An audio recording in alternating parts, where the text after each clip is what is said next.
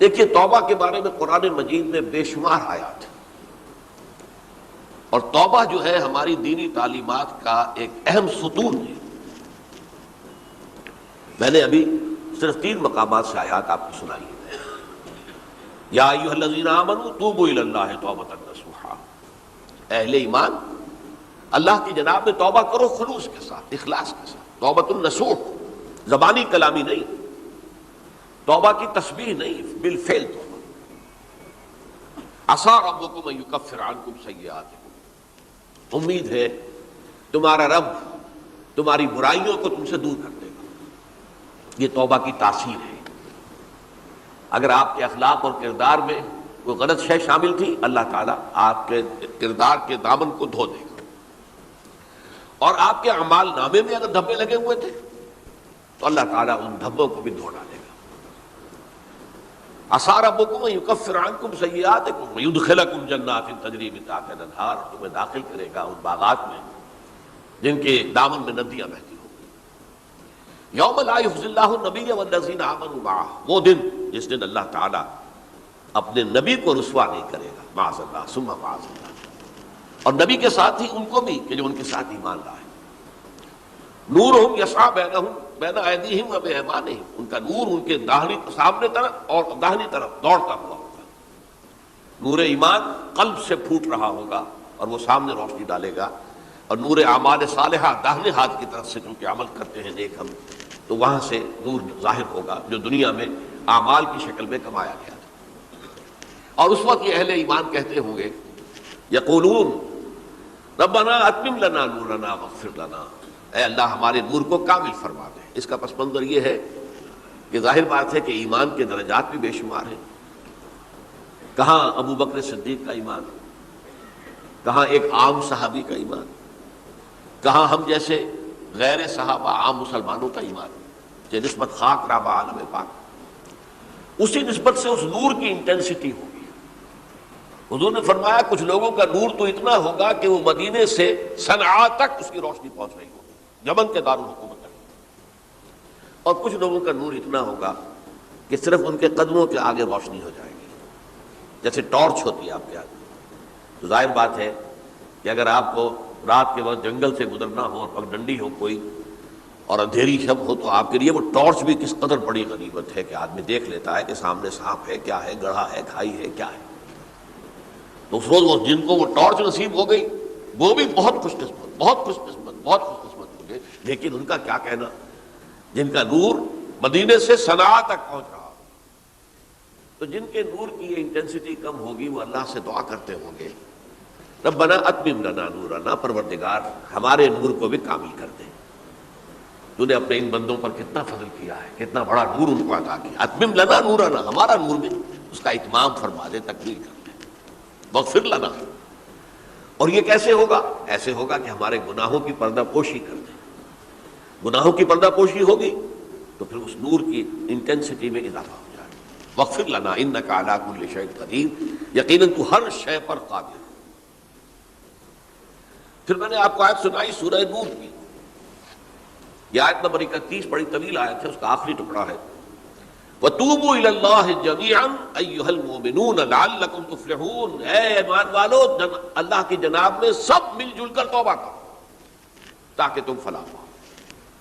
یہ گویا کہ اجتماعی توبہ کا جو میں نے آپ کے سامنے اصطلاح بیان کی ہے، یہ اس کا نقشہ ہے۔ اور ایک اور آیت جو میں نے آپ کو سنائی سورہ زمر کی آیت نمبر 53، بعض لوگوں پر کچھ مایوسی طاری ہو جاتی ہے، ہم اتنے عرصے سے گناہ کرتے چلے آ رہے ہیں، کیسے معافی ہوگی، کیسے ممکن ہے، کیسے چھٹکارا ملے گا؟ ایسے لوگوں کے لیے ان کے اطمینان کے لیے، ان کی دلجوئی کے لیے، ان کی تسلی کے لیے یہ آیت عظیم ترین آیات میں سے قرآن مجید ہے۔ قل یا عبادی الذین اسرفوا علی انفسہم، اے نبی کہہ دیجئے اے میرے وہ بندو جنہوں نے اپنی جانوں پر ظلم کیا ہے، ظلم اٹھایا ہے، زیادتی کی ہے۔ تم اگر گناہ کرتے رہے ہو تو اپنی جان پر ظلم کیا ہے، میرا تو کچھ نہیں بگاڑا۔ اللہ تو غنی ہے، اس کی تو سلطنت میں کوئی کمی نہیں آتی۔ ایک حدیث قدسی میں الفاظ آئے ہیں، میرے بندو اگر تم سب کے سب، اولکم و آخرکم و انسکم و جنکم، تمام انس و جن اور اولین سے لے کر آخرین تک کسی بدترین انسان جیسے فاسق و فاجر ہو جائیں، سب ابلیس بن جائیں، تب بھی میری سلطنت میں کوئی کمی نہیں ہوگی۔ اور اگر تم سب کے سب اولین و آخرین اور انس اور جن سب مل کر جو متقی ترین انسان ہو سکتا ہے ویسے بن جاؤ، ابو بکر صدیق بن جاؤ، تب بھی میری سلطنت میں کوئی اضافہ نہیں ہوگا۔ تو اللہ تعالیٰ کا تو کچھ بگڑتا نہیں ہے، انسان گناہ کرتا ہے تو اپنا نقصان ہے۔ قل یا عبادی الذین اسرفوا علی انفسہم، کہہ دیجئے اے نبی، اے میرے وہ بندو جنہوں نے اپنی جانوں پر ظلم کیا ہے، ستم کیا ہے، ظلم ڈھایا ہے، لا تقنطوا من رحمت اللہ۔ میں آج بعض حدیثیں اس موضوع پر آپ کو سناؤں گا، عجیب چشم کشا حدیثیں ہیں۔ میں نے چونکہ اس موضوع پر گفتگو کرنی تھی تو میں نے کچھ اس مرتبہ احادیث کا تفحص کیا، تو واقعہ یہ ہے کہ بعض احادیث پڑھ کر خود میری جو ہے میرے علم میں اضافہ ہوا، ادھر میری توجہ آج تک نہیں گئی تھی۔ لا تقنطوا من رحمت اللہ، اللہ کی رحمت سے مایوس مت ہو۔ ان اللہ یغفر الذنوب جميعا، اللہ تعالیٰ تمام کے تمام گناہ معاف کر دے گا۔ اللہ تعالیٰ کی قدرت ہے، اللہ کا اختیار ہے، اللہ کا فیصلہ ہے، لہذا مایوس نہ ہو، اصلاح کرو۔ احادیث تو میں بعد میں آپ کو سناؤں گا، اس سے پہلے اس کا فلسفہ سمجھ لیجئے اصل میں کیا ہے۔ دیکھیے، ایک ہے طبیعی اعمال، فزیکل، ان کا ہم دنیا میں اصول یہ دیکھتے ہیں کہ اس کے نتائج لازمی ہوتے ہیں اور ان سے چھٹکارا نہیں مل سکتا۔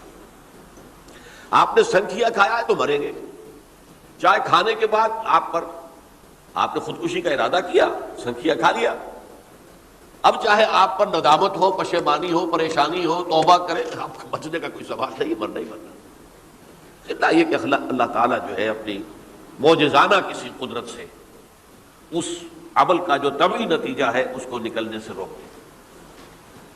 آگ کی فطرت ہے کہ وہ جلاتی ہے، اللہ کے حکم کے تحت حضرت ابراہیم کو اس نے نہیں جلایا، یا نار کونی بردن وسلام علی ابراہیم، لیکن یہ ہمیشہ نہیں ہوتا، یہ تو ایک دفعہ ہو گیا بس۔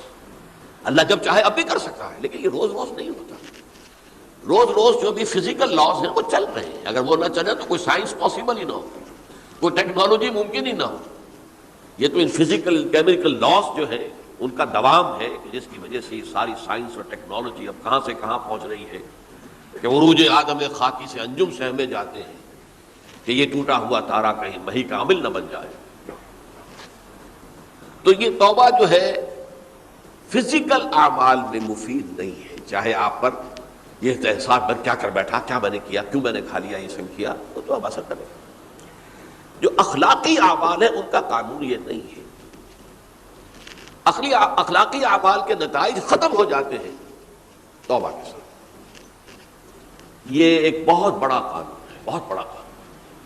ایسا نہیں ہے کہ کسی گناہ سے انسان کی فطرت میں کوئی ایسی مستقل کجی واقع ہو جائے کہ جس کی اصلاح کی کوئی صورت ہی نہ ہو، یہ نہیں ہے۔ بڑے سے بڑے گناہ، بڑے سے بڑے گناہ توبہ کرو، خلوص دل سے کرو، جو اس کے اصول ہیں، جو اس کے قواعد ہیں، جو اس کے ضوابط ہیں، جو اس کی شرائط ہیں، ان کو پورا کرو۔